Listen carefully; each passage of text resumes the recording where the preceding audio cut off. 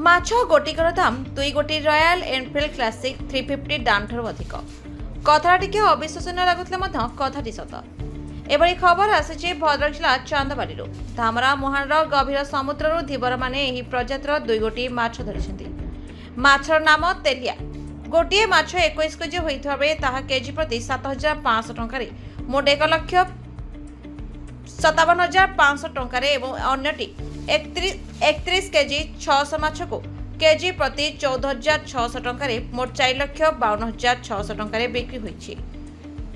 ଗଭୀର ସମୁଦ୍ରରୁ ଧରିବା ପରେ ଏହି ମାଛକୁ ଧାମରା ଚାନ୍ଦିନୀ ପାଳସ୍ଥିତ କଣ୍ଟାରେ ଓଜନ କରାଯାଇଛି ଏବଂ ମାଛକୁ ବିଭିନ୍ନ ନିଲାମଧାରୀ ଔଷଧ କମ୍ପାନୀକୁ ଯୋଗାଯୋଗ କରି ଏହି ମାଛକୁ ନିଲାମ ଧରିଛନ୍ତି। କେଜି ପ୍ରତି 1,000ରୁ ଆରମ୍ଭ ହୋଇ କେଜି ପ୍ରତି 14,600 ଟଙ୍କାରେ ବିକ୍ରି ହୋଇଛି।